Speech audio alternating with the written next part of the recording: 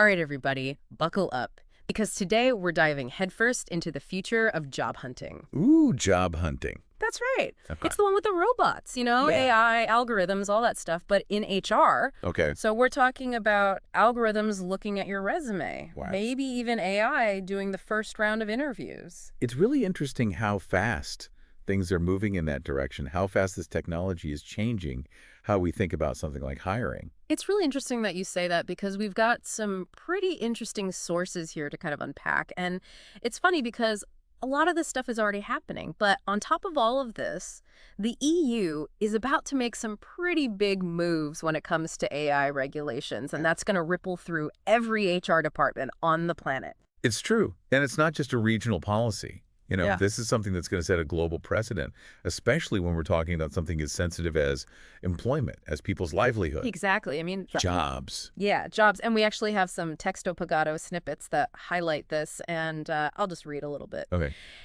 Imagine applying for your dream job, but instead of a human being seeing your resume, an algorithm decides if you even get an interview.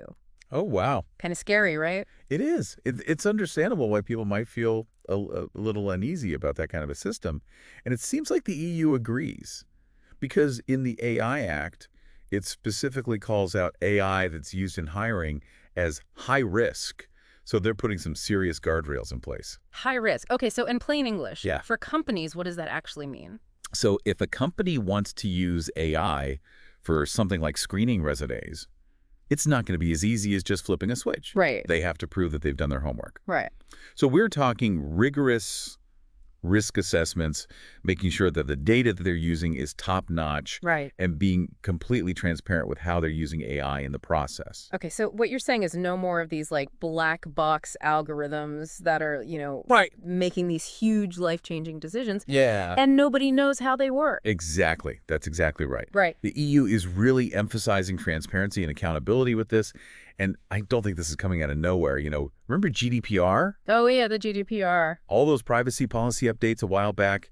Europe has been ahead of the curve on data privacy for a while, and this new AI Act feels like the natural next step in that. The GDPR, oh, man, it's true. I still get emails about that. Right. I know, me too. But it makes you wonder, before Yeah. what was going on before, were companies just kind of winging it? In some ways, yeah. What? But now with these regulations, especially the AI Act, companies are really being forced to be much more mindful about how they're using AI. Okay, so say I'm just a guy out there Yeah. looking for a job. Right. How does this affect me? Should I be updating my resume? Should I be polishing up my LinkedIn? Should I dust off the old MySpace page? Well, maybe hold off on reviving the MySpace page, but you hit on a really key point, and that is that your online presence is more important now than ever. Okay, that's interesting. Yeah. But how can I even tell Yeah. if a company is using AI to hire people? That's a great question. And it's something that more and more people are going to be wondering. Right. Because right now, it can be tricky. Yeah. But the EU AI Act mandates that companies have to be upfront about using AI in situations like hiring. Okay. So you should start to see more transparency as these regulations roll out. Transparency is good, Yes. but say I find out that my application is being reviewed by some algorithm Right. instead of a human. Should I be worried? Well, it's a natural reaction to be a little worried about that, but there are definitely things that you can do. Okay. First and foremost, remember all those keywords and phrases Mm. that you so carefully tailored your resume to. Right.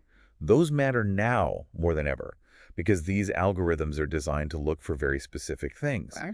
Making sure that your resume aligns with what the job description is key. So you're saying it's even more important now to tailor those applications than ever. Absolutely. Wow. And those online skills assessments that some companies use, Uh-huh. those are only going to become more common because it's another way for AI to get a sense of your abilities beyond just what's on your resume. So it's not just about what you know, but how you can show it You got it. in a way that a computer can understand it. That's right. It's about adapting to this new reality. It's a brave new world out there. And speaking of adapting, we have this really fascinating article about this company called CLOUS. Go to. These guys seem to be taking this whole ethical AI thing really seriously. They really are. And you know what? They're not just talking the talk. They are walking the walk. Okay. And their timing with this is really interesting, especially with this new EU AI Act just on the horizon. So what's CLOUS's secret sauce here? How are they doing things differently? So tell me, what's so special about Close's approach? How are they tackling this whole AI thing differently from everyone else? Well, they're really big on this idea of fair AI. And it's all about making these AI systems, systems that are transparent, objective, Right. and put the user in control, which is something that we haven't seen a lot of. Okay, I hear you, but those are buzzwords. Right. Those are AI buzzwords, so what are they actually doing? What's the concrete stuff? One of the biggest things that they've done that's really kind of radical is they've open sourced their fine-tuning data set. Okay.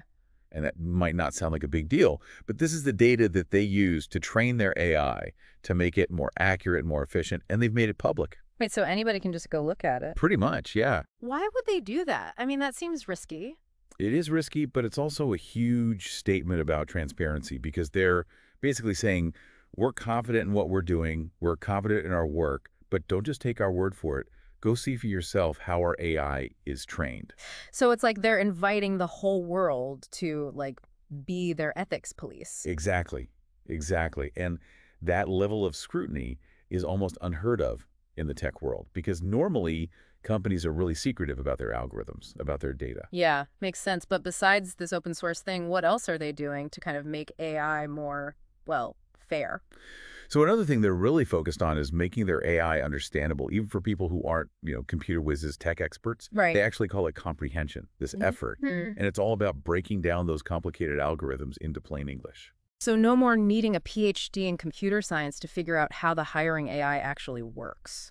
That's the idea. Right. They're really trying to give HR professionals the ability to use these tools effectively, regardless of what their technical background is. That's huge because right now it does kind of feel like you need to be a coder to even understand what's happening. Right, and CLOUS is trying to change that. Interesting. They really want to make AI accessible to everybody and not just, the tech elite. Okay, so that's what Close is doing. Yeah. But they're just one company. Right. What about all the other ones out there using AI to hire people? What's the bigger picture here? That is the million-dollar question. Right.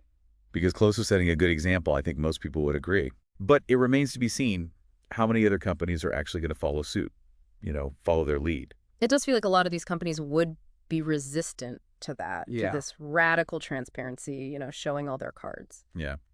And, change can be slow, especially when you're talking about something as, deeply ingrained as these traditional hiring practices. So what can companies do? Like, say you're a company out there. Yeah. And you want to make sure you're using AI responsibly, even if you're not ready to just, open up your entire code base to the world. Yeah, it starts with a change in mindset, honestly. Okay. It starts with companies needing to stop thinking about AI as just another tool, Right.